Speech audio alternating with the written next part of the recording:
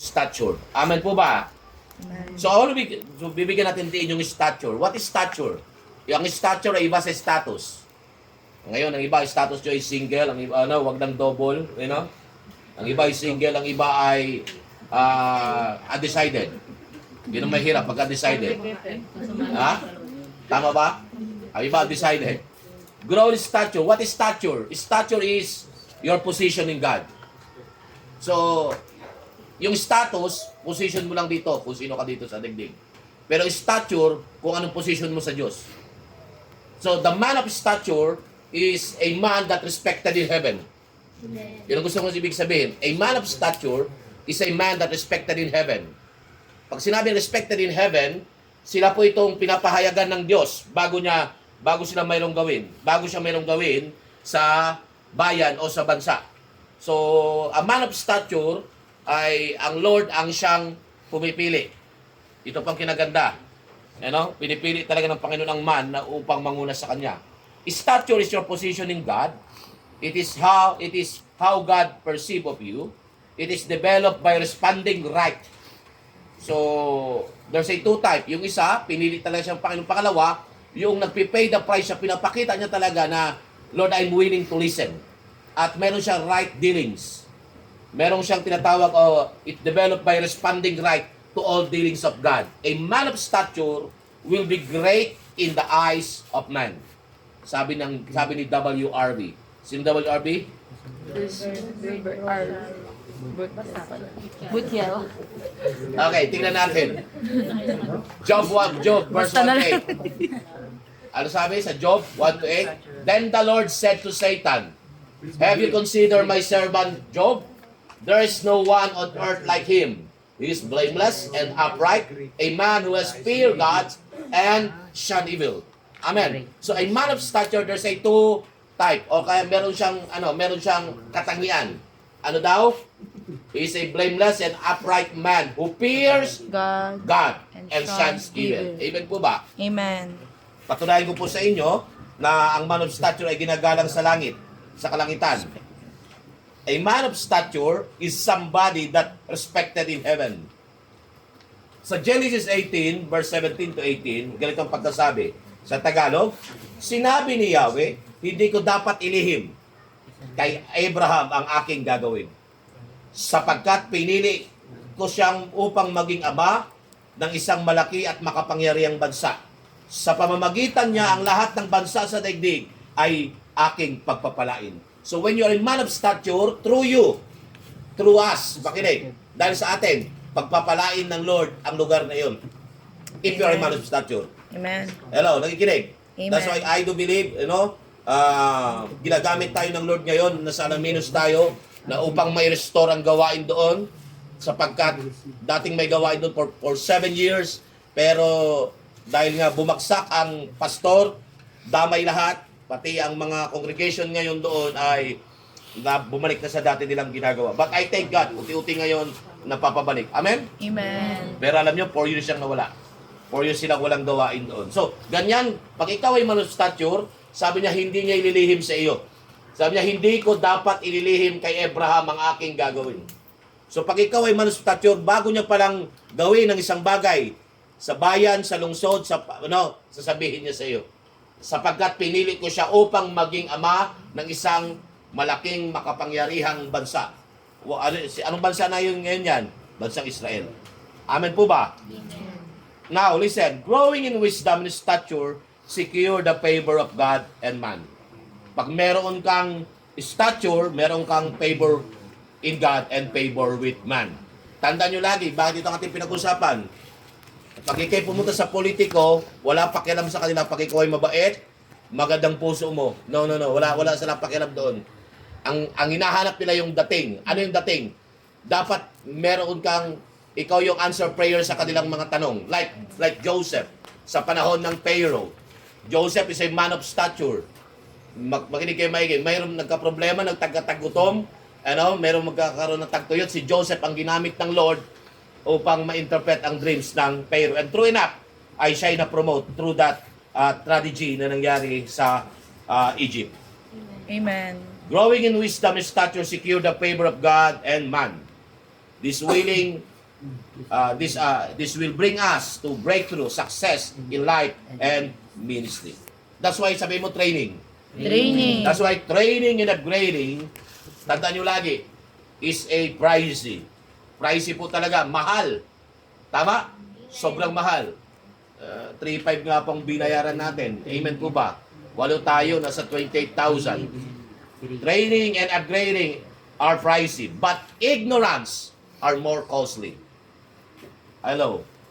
That's why Amen. kailangan natin mag-upgrade in the realm of the Spirit. Amen po ba? Amen. Because the moment you rejected upgrading, you rejected mga seminars, you rejected mga mentoring, makinig, ito pang masakit. Hosea 4 verse 6, my people are destroyed from a lack of knowledge. Because you have rejected knowledge, I also rejected you as my priest. Because you have ignored the law of your God, I will also ignore your children. At yan pong ayaw natin mangyari. The moment you ignore upgrading in the frequency of heaven, makinig, yun ang nangyayari. At nakita ko na pagka walang nagga-guide sa atin, ang bilis natin maligaw. Nag-agree po ba kayo? Growth and development leads to success, and upgrading is the center of it all. Makinig. Growth and development leads to success, and upgrading is the center of it.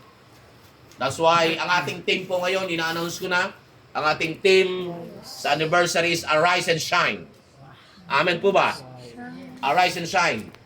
After crossover embracing our God-given destiny, the year 2026, the 7th year anniversary ng church is Arise and Shine. Amen po ba? Amen. That's why sabi nyo, growth and development leads to success, and upgrading is the center of it. And we are so excited sa araw ng bukas. At I do believe, para ang Lord ngayon ay dati ako lang mag-isa, dalawa lang ay mag-asawa, ngayon ay 8 na. Amen po ba? Amen. At sunod-sunod pong seminar ngayon, meron pang August 6 to 8, padaming seminar. Basahin nyo nga po ito, soar high. Basa, read. Soaring high and ministering to people in high places requires certain degree of success before the Lord brings us into this kind of ministry. Amen. So para ikaw ay maging effective in the marketplace, because we are talking in the marketplace, dapat marami kang mapagdaanan ng mga seminar, mga pag-aaral for you to become effective. At bonus na lamang po dyan, dagdag na lang po dyan yung experience sa pang-araw-araw. But kailangan natin talaga umupo. Now, let's define what is success. Anong success? What is success? Read. Success is the state of life where you love what you are doing, Yes? richly compensated for what you are doing, and making a difference in the lives of others because of what you are doing. Okay, listen. Success is the state of life where you love what you are doing. I love what I'm doing. Amen po ba? Amen. And truthfully, pag ikaw ay success, ang sabi richly compensated. Hindi maaari, hindi na walang magsusupport sa iyo, walang magbibigay sa iyo eh. Yun ang real success. Kasi ang sabi, success sila for 7 years, di naman umangat yung status nila sa buhay. Richly compensated for what you are doing and making a difference in the life of others because of what you are doing. That's the real success. Paano yung success ni Pastor? Makinig. Yung makita ko ang buhay niyo yung umaangat. Yung makita ko kayo na kayo ay nagiging kakaiba. Amen po ba? Amen. Not just sa inyong, nagkukwentuhan nga kaming magninong, sa buhay ni Richard, pag ikaw ay lumalakad na sa man of principle, pag may narinig ako ganoon na yung itinuturo ko ay ina-apply, makinig, that's a success for me. Amen. Amen po ba? Amen. Not just money, but pero kung nakikita mo, yung sarili mo, na-duplicate mo, na yung kausap mo, yung kahit wala ka, nagagawa niya, that's a real success. Amen. Listen again. Success is the state of life where you love what you are doing. I love what I'm doing. Kahit malayo, kahit araw-araw yan, I love what I'm doing. I am God bless araw-araw. Amen po ba? Amen. Richly compensated for what you are doing and making a difference in the lives of others because of what you are Doing. Maliwanag po ba? Amen. Napaganda po. Palakpan po natin ang Panginoon. Pangalawang meaning ng success. Read. Success is being unstoppable in doing and fulfilling the work God has called you to do. Becoming Becoming a pattern for others to follow and leaving a legacy to the connected to continue. to the connected to the continue. Ano? Success is being unstoppable in doing and fulfilling the work of God has called you to do. Because becoming a pattern for others to follow and leaving a legacy to the connected to continue. Amen po ba? Amen. Ito po ay preparation lamang para sa araw ng bukas. Bukas kasi ang topic ay accurate succession. Amen po ba? Amen po ba? Amen. Kaya I do believe ang take over bukas ay si Pastor Wilbert na kasi wala yung main speaker eh. Okay. Why do we need to grow in wisdom? Number one, bakit natin kailangan mag-grow sa wisdom? Because, makinig. Number one, people in the high places are looking for someone who can provide accurate interpretation of the scripture. So, pagka alam mo na ngayon ipaliwanag, sabi ko, nagpapasalamat ako kasi majority sa mga Tagalaminos kayo, Pastor Sani, parang ngayon lang kami ulit na born again. Parang ngayon lang doon sila ulit na born again. Why? Because glory be to God. I say glory be to God. Ginagamit tayo ng Panginoon ngayon to interpret sa kanila accurate kung ano yung scripture. Amen po ba? Amen. Why do we need to grow in wisdom? Because maraming tao nakagaya ng ganoon. Amen po ba? Amen. At alam nyo ba yung lalaki na pinag-pray natin, yung dating pastor, si Pastor Ronald sa unahan, hindi niya mabanggit yung pangalang Jesus, hindi niya mabanggit yun, at wala siyang ina-attenan ng church. At nung nalaman niya na nagbubukas ng gawain doon, makinig, praise report, siya mismo ang nag-ayos ng upuan at naglinis ng likuran. Pero yung bahay niya before, tinuro niya sa akin, yung church pala bahay niya before. Nung siya na-fall sa pagkakasala, walang sumambot sa kanya, walang nag-encourage sa kanya, because of shame ng sin, bumagsak talaga siya. At sa galit niya nga, ay bumalik siya sa dati niya ngayong ginagawa. And praise be to God. I do believe that ito'y pasimula pa lamang sa ginagawa sa kanya ng Panginoon. Amen. Sabi ko nga sa kanya, yes, hindi ka hindi ka may papalagay sa pagiging pastor. Pero sabi niya lang, simple lang, Pastor, maranasan ko lang ang presensya ng Panginoon. Amen. Okay na daw siya. Kasi hindi niya kailangan maging pastor. Amen po ba? Amen? Amen. At naikwento niya nga po na, sabi niya nga nahiya nga minsan ako, Pastor, pag lumabas ako dito sa amin, kasi mga kabataan na tinuturuan nila before, pag lumabas siya, ang tawag sa kanya, pastor pa rin. Pero sabi niya, hindi na ako pastor. Alam mo kung bakit? Ganon ka-importante na may gumagabay sa kanya. At tinitingnan ko nga kanina yung mga dati niyang post, nakita ko talaga na may pagkatawag nga siya. Kaya lang nga, makinig, walang gumabay. Amen. Nakikinig po ba? Amen. Okay, that's why we need to grow in wisdom, kagaya ng mga ganong tao. Amen po ba? Amen. At palakpakan po natin ng Lord. Tingnan niyo po. Tingnan niyo yung Acts 8:31. Sino yan? Acts 8:31. Ang sabi dyan ay, how can read? How can I, he said, unless someone explains it to me. So he invited Philip to come up and sit with him. Sino itong kausap niya? Yung eunuch. Okay, so dapat merong nag-explain. One thing that you read the Bible, but another thing na may nag-explain sa iyo. Amen. So makinig, si Philip ang nag-explain sa eunuch ko. And after that, kung tandaan nyo, after that, binotis mo siya. Acts chapter 8 verse 31, unless someone explain it to me. Amen po ba? Hello. Kaya napaka-bless you. Amen po ba? Amen. Glory be to God. Isa pang talata, Acts 8 verse 35. Anong ginawa ni Philip? Acts 8 verse 35. Then Philip began with the very passages of Scripture and told him the good news about Jesus. So habang sila'y bumabiyahe, dinidisciple siya ni Philip. Tama? Yan po yung context na yan. Now, in Acts 18, tingnan natin, Acts 18, 24 to 26. Ano sabi? Pakibasa nga muna sa Tagalog. Sa Tagalog na lang, Acts 18, 24 to 26. Read. Dumating sa Efeso ang isang Hudyong nagngangalang Apolos. Siya'y taga-Alejandria. Mahusay magtalumpati at maraming alam sa banal na kasulatan. Naturuan siya tungkol sa daan ng Panginoon at masigasig na nangangaral at nagtuturo ng gusto tungkol kay Jesus. Yes? Ngunit hanggang sa bautismo ni Juan lamang ang kanyang nalalaman. Okay, go. Siya ay buong tapang na nagsasalita sa sinagoga ng mga Hudyo. Nang marinig ng mag-asawang Aquila at Priscilla ang pagpapaliwanag ni Apolos, siya'y sinama nila sa kanilang bahay at doon pinaliwanagan ng mas mabuti tungkol sa daan ng Diyos. Sino kausap niya? Sino? Hindi. Sino? Sino kinausap ni Priscilla, Aquila? Sino sa Apollos? Apollos was accurate. Pero meron pa siyang mas accurate. Ilagay mo sa English to. Sa English. Okay, read. 1, 2, 3, go. Now a certain Jew named Apollos, an Alexandrian by birth, An eloquent man came to Ephesus, and he was mighty in the Diyan na muna. scriptures. Eloquent.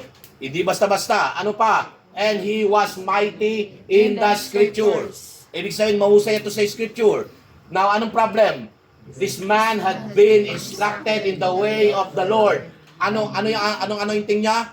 Ano yung kaalaman niya? Tingnan nyo ha. And being fervent in spirit. He was speaking and teaching accurate the things concerning Jesus because he is acquainted only with the baptism of John. So ang teaching niya dala-dala is teaching about bautismo kay John. Right? Pero sabi niya, tingnan niyo pinagkaiba kina Priscilla and Aquila. So ang sabi, and he began to speak out boldly in the synagogue, but when Priscilla and Aquila heard him. Sino si Priscilla and Aquila? Priscilla and Aquila was disciple. Mga mini-mentor ito, ni Paul. Anong ginawa? Ano nangyari? Ano? Heard him. They took him aside and explained to him the way of God more accurate. Anong ibig ko sabihin? Yes, may alam na tayo ngayon, pero pag hindi tayo nag-update, hindi tayo nag-upgrade, mapapagaya tayo kagaya ng Apollos. And we thank God na merong Priscilla and Aquila. Sino si Priscilla and Aquila? Sino si Priscilla and Aquila? Okay. Marami sa mga Bible na Bible character na inyong isearch sa kanyang mga pangalan. Ito po ay mga mini-mentor ni Paul. Okay? Makinig. Ano sabi nila? They took to him aside and explained to him the way of God more accurately. There's word accurately. Ito po sa baba, more accurately. Why? Because ang teaching na alam nila is absolute na.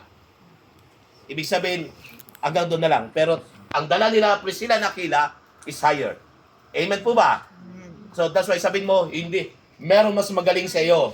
Meron mas magaling Meron sa mas iyo. maraming alam sa iyo. Meron mas Kasi pag hindi ganun ang pananaw mo sa buhay, ikaw ay hindi na mag-grow. Ako tinatanggap ko, meron mas magaling sa akin. That's why I need to grow. I need to grow in wisdom. I need to upgrade in the spirit. Amen po ba? Okay, next. Anong sabi dyan? Number 2. Ano sabi? People in the high places wants to know what we have and the grace we what? Carry. Okay, ano sabi dyan? People in the high places. People in the high places wants to know what we have and the grace we carry. Amen. Amen po ba? So, sabay mo na. Sabay na kayo. Oh. Ingat. People in high places. Amen po ba? Puri ng Panginoon. So, next. Ano sabi niya verse? Okay. Okay. Kaya tanong mo Ano sabi dito? Ano ginawa? Then they took him and brought him to a meeting of the Areopagus. Sino sa Areopagus? Mga leader ito. Mga kilalang tao. Where they said to him, may we know what this new teaching is that you are presenting. So sa kanila, bago sa kanila. Amen po ba? At marami sa inyo ngayong bago, kaya nang tinuturo natin ngayon sa church, para sa mga Tagalaminos, bago. Pero sa inyo, hindi na. Amen po ba? Amen. Kaya sila namamangha sila. Ano sabi niya? Ano itong mga bagong tinuturo nyo about yung bagong presenting nyo to? Amen. At alam niyo po ba, that time is, sabi niya, papakinggan namin kayo ulit. Amen po ba? Amen. Basahin nga natin. Acts 17, 32 to 34. Okay, anong sinabi? Tagalog. Nang marinig nila ang sinabi ni Pablo Tungkol, tungkol sa muling pagkabuhay, anong ginawa ng iba? kaya silang naglalat. Sinabi naman ng iba, nais naming mapakinggan kang muli tungkol dito. Anong ginawa? At iniwan ni Pablo ang mga tao. May May ilang sumama sa kanya at sumampalataya sa Diyos. Kabilang dito sina Dionisio, nakahalin ng kapulungan ng Areopago, isa sa babaeng nagngangalang Damaris at mga iba pa. Okay, so alam niyo po, kaya merong church ngayon doon, ano? Yan po yung party na sa England, sila po ang ginamit ng Panginoon. Sa Europe, sila po yan. Amen? Majority. Europe. Amen, okay. Then let's see. Part 3. Part 3. Number 3. People in the highest places will ask for our help. People in the high places will ask for our help. Nagiginig po ba kayo? Ano? Kaya kailangan tayo ay nag-upgrade. Kailangan we need to grow wisdom because darating ang panahon, maraming mga tao na mag-aas ng ating tulong. Amen? Amen. Anong sinabi dyan ng verse na yan, Irish? 2 Kings verse 2:19. Ano sabi? The people of the city said to Elisha, Mhm. Look, our Lord, this town is well situated, as you can see. But the water is bad and the land is unproductive. Okay, next. Ano sabi? Ano sabi? Tagalog po, Pastor. Tagalogin. Sinabi ng mga taga roon kay Eliseo, tulad po ng inyong nakikita, maganda ang lungsod na ito. Marumi nga lang ang tubig, kaya hindi magbunga ang lupa. Okay, so kung babasahin yung context na yan, but when Eliseo nagbigay si Eliseo ng instruction, yung tubig na yan ay napakinabangan. Amen po ba? Nabasa nyo na ba ito? Ha? So, read. Okay. Tingnan natin ang nangyari sa transformation dyan.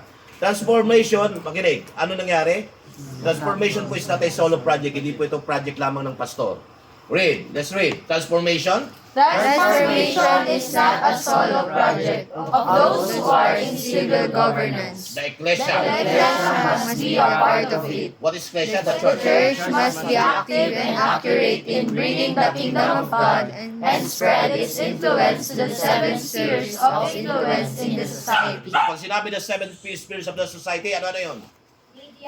Media. Media entertainment. Education. Ano pa? Irish, meron ba dito? Wala.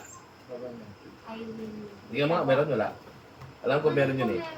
Media education, government. Family, government, Media entertainment. media entertainment. Kung wala ba? So meron, yan. So, the church is the central, Arts and family, education, business, health and science, government, and art and media. So, ang malaking factor, tingnan nyo po, yung box nila yung maliit lang, ang malaking factor, dapat ang church ay natitrain. Dapat sa loob ng church may lagay sa education, sa business, sa health, sa government, and the art and media. Tingin kayo sa akin, the most influential ngayon na gamit ni Satanas na to deceive, arts and media. Even the very elect shall na-deceive because of this. That's why, ang trabaho natin, ito na yung sinasabi ni Pastor Wilbert, mga pastor, revisit your discipleship. Kasi ang discipleship natin, nakakalungkot, maraming mga pastor, dahil hindi pa nila alam, we praise God, alam na natin, na ang kanilang discipleship, nagpo-produce ng leader sa loob. Ako ngayon po, klaro po ang aking pinapagawa design ng Panginoon, hindi nagpo-produce sa loob, panglabas. Okay? Kasi palaki po ang gawain natin, hindi paliit. Amen po ba? Amen. So, hindi lang po tayo sa pagpapaawit, kundi may lagay sa education. Meron nandiyan si JB na ngayon. Sa business, sino sa business ngayon? Wala pa naman doktor sa atin, health and science. Okay? Art and media. Sino na sa government? So, itong seven sphere of society, tatrabahuin natin. And it's not a solo project.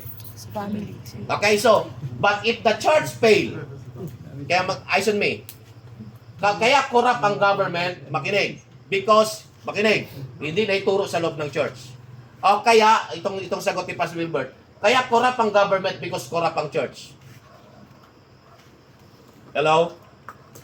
Kaya nga dapat may turo. So, ang government ay magiging epektibo, Ewan ko lang na dyan, Irish. So, dapat, kung ito ay, tingnan nyo po ha, merong 4 akong dinadaanan nung nakaraan. Family, ano pa ba yun? Self, family, ano pa isa? Self, family, civil, church. Tama. Yung 4 na rotation. Self, family. So, pag ang self mo ay hindi govern, hindi ka na-disciple, yung sarili mo hindi na-govern, hindi na-manage, magkakalat ka. At hindi ka magiging mabuting ama, hindi ka magiging mabuting family. At pag dinala ka doon sa civil, which the government, magkakalat ka rin. That's why ang church ay malaking factor niya. So ang church, ang trabaho ng church is maapektuhan o kaya ma-disciple yung 7 pillar of society. That's why, pakita mo nga, Irish, yung mga picture kanina, pakita ko lang sa iyo. Kasi wala ko ibang pwedeng pakita. Yung mga picture nila, yan. Tingnan nyo po, si Pastor Wilbert, si Cayetano, ang si Mayor Lani. Ito po ay mga nasa government lahat, as mag-asawa yan. Sila po ay dinidisciple ni Pastor Wilbert. Nakikita nyo po ba? So, kaya may guts siyang magturo, kahit isa lang yung kamay niya, pero yung man of stature siya. Dinidisciple niya po. Dadal lang, Irish. Ayan po, ito mga ang iba, next, anak. Yung iba dyan ay mga general. Okay, ayan. So, mula pa sa pandemic, dinidisciple na sila. Next, pakita nyo lang. Okay, next, pakita nyo. At, pakita nyo, yan si Pastor Wilbert. So, hindi na, bakit ko hindi ko pinatanggal kay Irish ito? Listen, kasi na-disciple siya, si Cayetano. Na-disciple si Lani. Makinig, tingnan nyo kung ano yung tagig ngayon. Yung tagig ngayon, ang umahawak sa pondo na nirelease ng mag-asawang ito dahil sa kanila yung tagig, doon sila may hawak ng tagig, mga pastor. Kunyari, ang pastor, merong 80 school supply binibigay. Yung gamot door to door. Okay, tingnan nyo po, kaagapay sa pag-unlad. Meron silang mga ganyan. Ang tawag nila KSP. Kaagapay sa pag-unlad. Sino nag-lead? Si Pastor Wilbert. Nung tayo ay hindi pa nakapasok sa kingdom, ayaw natin makihalubilo. Amen po ba? Pero si Pastor Wilbert, in-encourage tayo na i-penetrate nyo. Mag-disciple ka ngayon. Alam nyo ba ang sino nilagay niya ngayon dito? Hindi na po si Pastor Wilbert ang nag-lead ngayon dyan. Yung mga disciple niya. Pero pasimula lang po siya. Ayan na po. Ayan, dyan mo na, huwag mo tatanggalin. Alam nyo, dito lahat yung mga kaklase ko sa SCB, yung bawat isa dyan, sa likod na yan, ay sinama yung mga beneficiary. May mga scholar po sila. Bakit ko sinama ito? Kung hindi ginagawa ng ibang church, mangyari nawa sa atin. Amen po ba? Amen. Kaya nga, ang tagig ngayon ay hallelujah, isa sa pinakamaganda. Punta ka sa BGC. Grabe ang lugar. Amen? Sabi nga, mas malinis pa doon kaysa sa Singapore.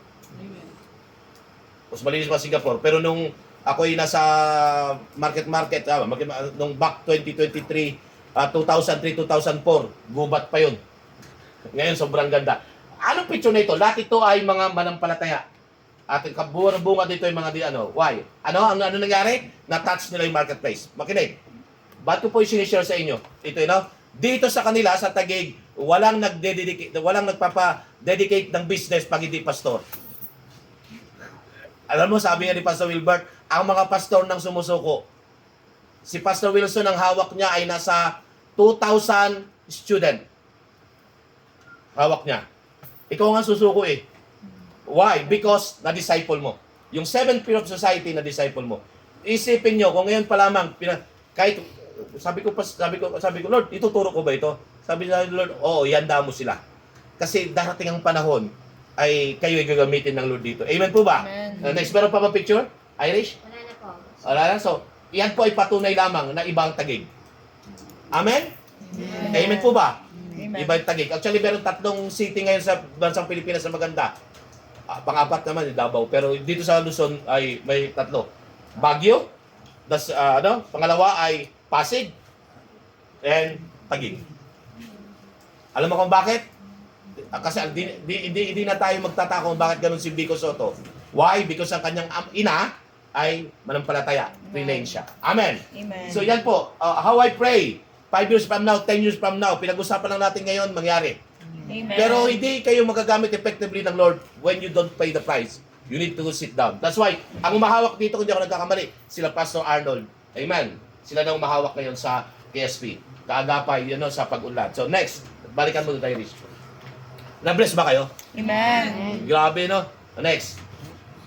Okay, meron pa? People in the high places will look for someone that they can trust with a partnership with Him in advancing the kingdom of God. So, naipaliwanag ko nito sa inyo, si Nehemiah, right? Amen. Amen po ba? Ginamit ng Lord. Nehemiah chapter 2. Okay, Nehemiah chapter 1. Nabasa niyo po ba yun? Amen. Nung may nag-report sa kanya si Hanani, pagdating sa Nehemiah chapter 2, tingnan niyo po, ginamit mismo ang hari at provide at meron pa siyang escort. Amen. Provide lahat ng kanyang pangailangan. Listen, primary of building relationship. Number 1, fruits of growing stature. Makinig, ongoing spiritual growth. Paano mo malalaman? Na ikaw ay nag-grow? Number 1 ay ito. Ito nangyayari sa iyo. Ongoing spiritual growth. Ibig sabihin, hindi ka stagnant, hindi ka nagpapabaya. Hindi mo pinapabayaan ang iyong spiritual. Ongoing spiritual growth. Amen.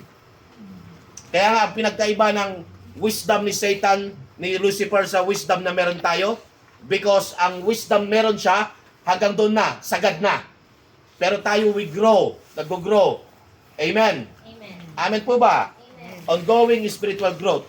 Number 2, obvious personal transformation. That's the fruits of growing stature.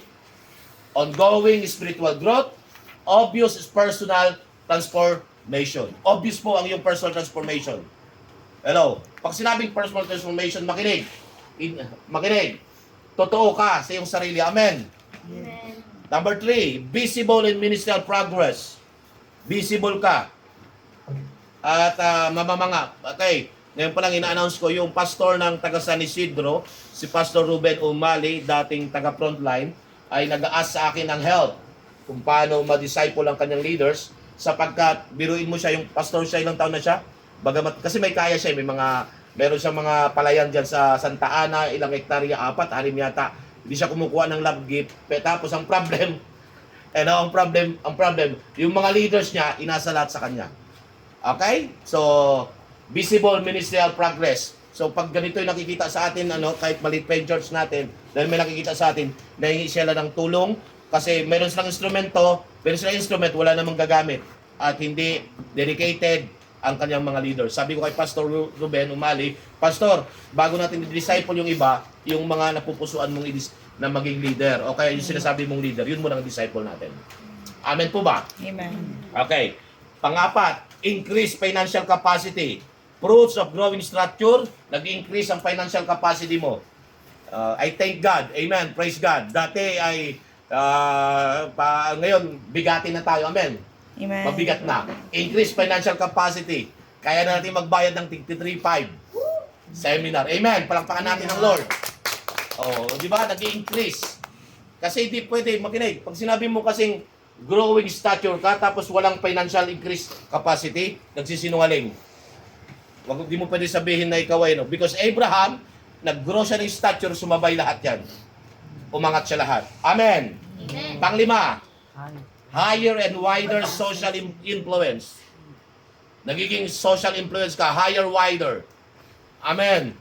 Kaya kagaya ni Pastor Wilbert, lumawak at lumawak siya hanggang kay tayo, mga independent church ay na-touch. Amen po ba? Amen. So remember. Remember. Tandaan nyo lagi ito. Guard your character and maintain your integrity as you develop and establish your personal and working relationship with them.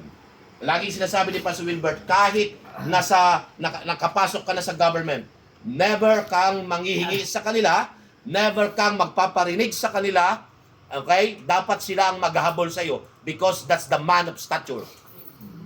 Nakuha niyo po ba? For the record, that's the man of stature. Never kang magpaparinig sa kanila, never kang maghahabol sa kanila, never kang maghihingi sa kanila, silang maghahabol sa iyo. In fact, sabi ni Pastor Wilbert, sabi niya kay Senator Cayetano, Sen, pwede ba itigil na natin itong pag-mentoring sa inyo? Sabi ni Senator Cayetano, why naman Pastor Wilbert? Because sa totoo lang, wala na akong masabi kasi pag nagsasalita ako mas maganda ang iyong ang iyong reflection kaysa sa tinuturo ko eh. Pero tingnan mo, humble person ni Cayetano, sabi daw ni Senator Cayetano, Pastor Wilbert, marami kaming natututunan. Yung wisdom at nag-guide talaga sila. At true enough, na-bless. Amen po ba? Amen. Kaya, dahil pinagpala ang, tingnan nyo po ha, dito ang kaganda eh. Dahil pinagpala si Cayetano, makinig, pinagpala niya din ang mga pastor. Ano? Pinagpala niya mga pastor. Kaya pag nagseseminar si Pastor Wilbert, si Senator Cayetano, nagsusupport lagi po yan. Susupport lagi kahit sa atin. Amen po ba? Kahit sa mga body of Christ. Amen. Amen. Okay, Genesis 14 verse 17, anong sabi? Basa nga, Tagalog. Sa pagbabalik ni Abram, pagkatapos niya kalunin si Hari Kedorlaomer, Sinalubong. at ang At ang iba pa, ang iba pang hari. mga haring kasama nito, Anong gawa? sinalubong siya ng hari ng Sodoma sa lilis ng Sari. Okay, so nakita mo, pag ikaw yung man of statue. Okay. Pasensya nyo si Irish ha. Pag ikaw ay man of stature, tingnan nyo po, sinong sumalubong sa kanya? Mga hari. Si Abraham ay hindi hari. Pero pag ikaw ay man of respected in heaven, makinig, sasalubungin ka. Amen po ba? Ibig sabihin, ano ko tinuturo ito? Marami pa tayong tatrabahuhin. Amen. Pastor Sunny, marami pa akong tatrabahuhin. Amen po ba? Ito lagi sinasabi ni Pastor Wilbert, kayong mga pastor, meron kayo vision and mission, right? Pursue it. Kasi mula doon sa vision and mission nyo, pag nakita ng mga tao nangyari yung vision and mission ninyo, yung mga taong iyon ay susundan kayo. Whether nasa loob o nasa labas. Amen po ba? Amen po ba? Amen. Alam nyo ba, nagpipray ako ng team ngayon, kaya matagal ko may baba. Kasi kung ano yung team nangyayari. Sobrang blessing our God-given destiny. Kung madugo, madugo talaga. Amen po ba? Amen. Eh, yung team ngayon, arise and shine. Amen. Amen. Amen. Magsashine na kayo. Amen po ba? Agree ba kayo doon? Nangyayari ang team? Yes. Ibig sabihin yung God-given destiny natin. When we When we become a man of stature and start influencing the marketplace, they will bring us to people, places, and events that will contribute to the uplifting of our status and influence. Okay, when we become a man of stature, makinig, ang mga tao daw po ay dadalhin tayo sa mga uplifting our status and influence. Amen. Pero kung hanggang ngayon ay panglulob pa tayo ng church, makinig, wala pa tayo sa stature. Hanggang ngayon, born again ka pa rin. Nakikinig po ba? When we become a man of stature and start influencing the marketplace, they will bring us to the people, places, and events that will contribute to the uplifting of our status and influence. That's why, Irish, huwag muna sila bigyan nito. Gusto ko mag-focus, babalik itong discipleship before